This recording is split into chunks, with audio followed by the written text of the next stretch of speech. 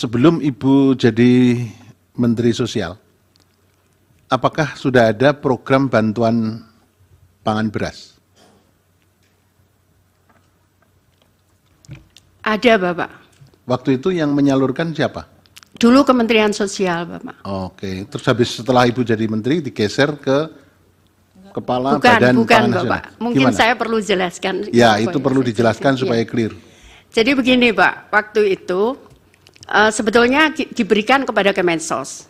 Tapi saat itu karena ada temuan BPK, nanti kami bisa sebutkan, yang tahun 2020 ada temuan BPK bahwa ada dispute harga karena kita menggunakan harga CBP. Kemensos menggunakan harga CBP. Tapi kemudian saya tidak tahu di lapangannya. Saya menerima temuan. Akhirnya saya sampaikan, kenapa BPK nanyakan, kenapa milih harga CBP, kenapa bukan HET? Itu yang saya tawar saat itu. Kenapa kalau saya menggunakan HET atau harga pasar, saya mau dan tidak ada biaya bungkus.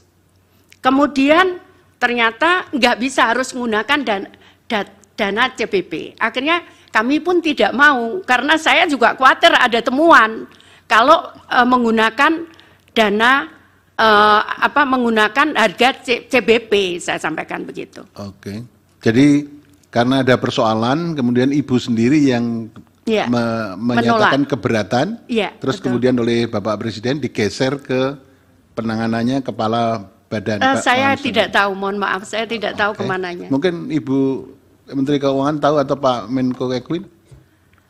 Yang mulia Bapak Arief, waktu bantuan sosial dalam bentuk beras itu dieksekusi dulu, ada juga keluhan mengenai kualitas beras. Karena itu biasanya yang menjadi masalah teknis, beras yang sudah lama ada di Bulog disampaikan dan kualitasnya sudah tidak bagus, sehingga menimbulkan persoalan reputasi bagi pemerintah.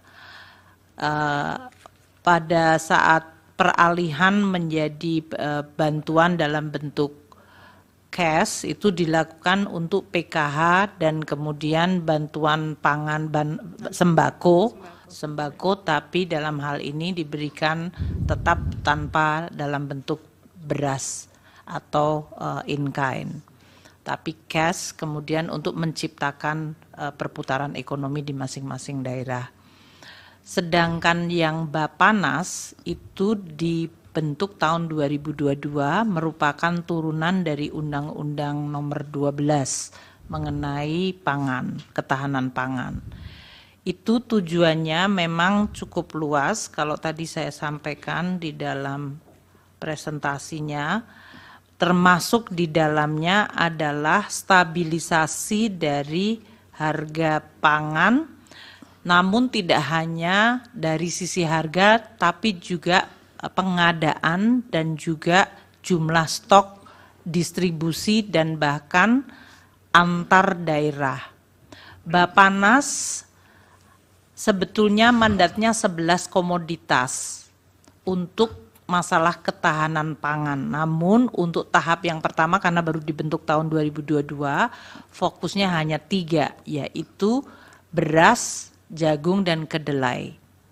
Nah, untuk yang beras ini tentunya begitu masuk masalah ada El Nino, jumlah kurang, makanya koordinasi Bapanas dengan Bulog mengenai pengadaan beras bisa dari dalam dan dari luar negeri apabila jumlah stoknya tidak ada atau tidak mencukupi. Demikian. Ya. Jadi memang itu dibuat di dalam rangka ketahanan pangan termasuk nasional, stabilisasi harga. Salah satu aktivitasnya memang bisa memberikan bantuan pangan kepada kelompok tidak mampu. Itu sebagai salah satu aktivitas, tapi fokusnya sebetulnya adalah untuk stabilisasi harga dan untuk ketahanan pangan. Oke, terima kasih Ibu Menteri Keuangan, Ibu Menteri Sosial. Terima kasih. Download Tribun X sekarang. Menghadirkan lokal menjadi Indonesia.